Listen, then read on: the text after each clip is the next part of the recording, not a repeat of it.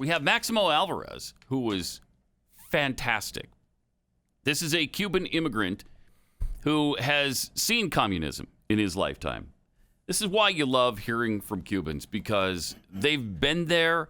They know what the warning signs are. They know what to look for. They know that they were lied to back in the early 60s by Fidel Castro, and they can sniff out the same thing in the Democrats today. Here he is talking about what America is. President Trump knows that the American story was written by people just like you and I, who love our country and take risks to build a future for our families and neighbors. I may be a Cuban born, but I am 100% American. This is the greatest country in the world. And I said this before. If I gave away everything that I have today, it would not equal 1% of what I was given when I came to this great country of ours. The gift of freedom. Right now, it is up to us to decide our fate and to choose freedom over oppression. President Trump, he's fighting the forces of anarchy and communism. And I know he will continue to do just that. And what about his opponent and the rest of the D.C. swamp? I have no doubt they will hand the country over to those dangerous forces. You and I will decide. And here's what I've decided. My decision is very easy. I choose President Trump because I choose America. I choose freedom. I still hear my dad.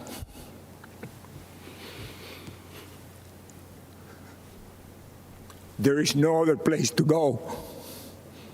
Thank you, and may the good Lord bless America. Really powerful. From a guy who knows what he's talking about because he's seen it happen to his own country. He saw it in Cuba, and now he sees all the warning signs raising their ugly head again. And I mean, if we can't accept the warning from people who have been there, who can you accept the warning from? That is really powerful. This, I think, really makes an impact. Yeah. Vernon Jones being a Democrat and being a Trump supporter, that's pretty amazing.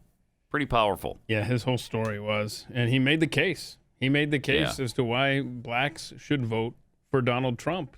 And he tells us what Donald Trump has done. And it sounded a little something like this. I attended North Carolina Central University, an historical black college. For generations, HBCUs have been the incubators that develop black scholars in math and science and religion, engineering, and politics. They have been important springboards for the black success. But Democrats haven't treated them that way. When President Trump took office, he changed everything. He delivered historic funding to HBCUs, and he guaranteed it for 10 years, something that's never happened in the history of this country. That gave our HBCUs stability, the chance to grow, and produce the next generation of black leaders. That's right, Donald Trump did that. He's also supported school choice to ensure that no child, no matter their race or zip code, is left behind. Every child should have access to a quality education. But education is just the beginning. The president also built the most inclusive economy ever, with record low unemployment for African Americans and record high participation in the workforce. He put opportunity zones in the Trump tax bill that would drive investment into our communities for decades to come. He put the interests of American workers, and especially black workers, first. That's right, Donald Trump did that. He delivered historic criminal justice reform. He ended once and for all the policy of incarceration of black people, which has decimated our communities, caused by no other than Joe Biden. Democrats wouldn't do it, Obama didn't want to do it, and Joe Biden and Kamala Harris definitely wouldn't do it. But Donald Trump did it. He's also working every day to make our communities safer. As a former executive of DeKalb County, Georgia, I directed one of the largest public safety departments in the Southeast. I've seen tragic shootings on both sides, officers killing citizens and citizens killing officers in the line of duty. Police officers are our fellow citizens. They live in our country.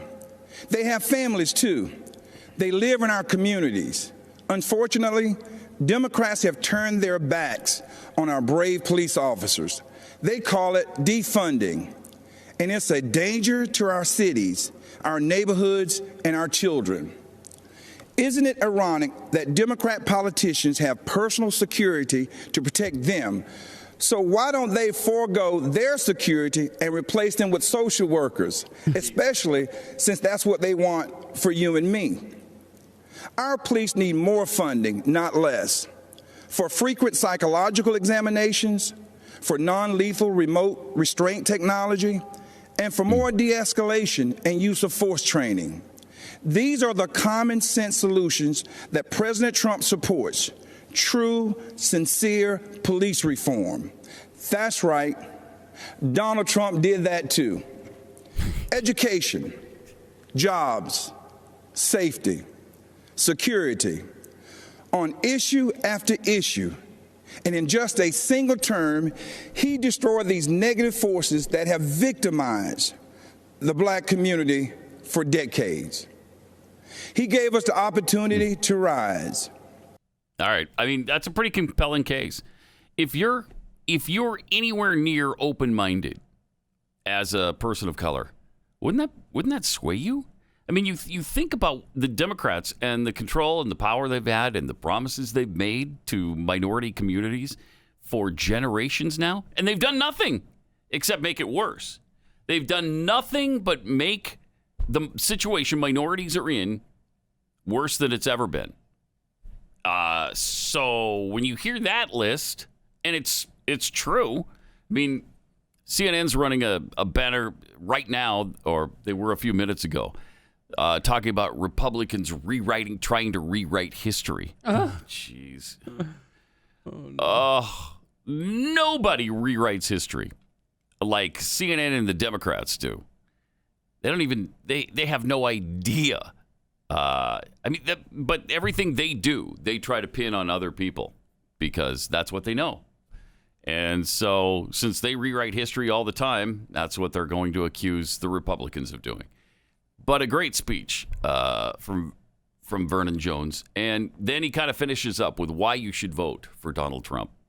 Now, you know, when I made the public announcement of my support for President Trump, all hell broke loose.